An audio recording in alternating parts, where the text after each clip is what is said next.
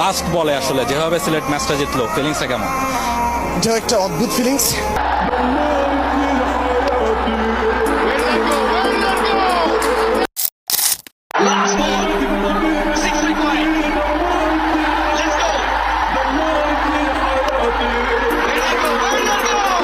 হ্যাঁ ভাই, এইরকম ভাবেও যে ম্যাচ হারা যায় সেটা রংপুরকে দেখলে বোঝা যায়। এই এলিমিনেটর ম্যাচ সিলেট টাইগার্স বনাম রংপুর রাইডার্স ম্যাচটা ছিল এই বিপিএল এর সবচেয়ে এক্সাইটিং ম্যাচ।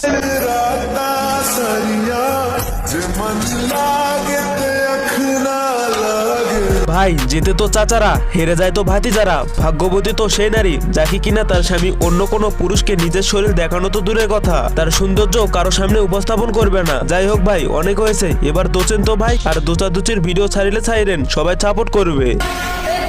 আজকে বিবেক থেকে এই মানুষটাকে নিয়ে একটা লাইন লেখা যান, আর আমার একটা ফার্স্ট কমেন্টে দেওয়া আছে দেখা যান।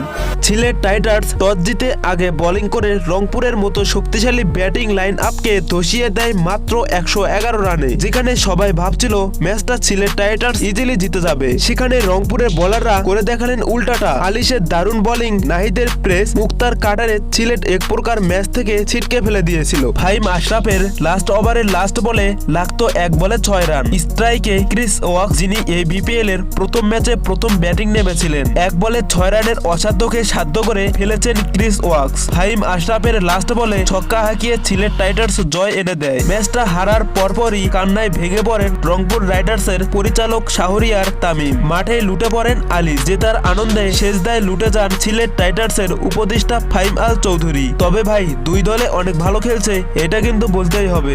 মাম্মারা মামিরা, এটা কি দেখছো? লাইসেন্স করা, হ্যাঁ লাইসেন্স করা মাল, জায়গা মতন বইরা দিব। হ্যাঁ ভাই, তুই ওইটা দিয়ে কি বলে দিবি? ওর থেকে ভালো লাঠি তো আমার কাছে আছে, আর আমার কাছে এমন লাঠি আছে ওইটা একদম লাইসেন্স করা, তুইও অনেক মজা পাবি।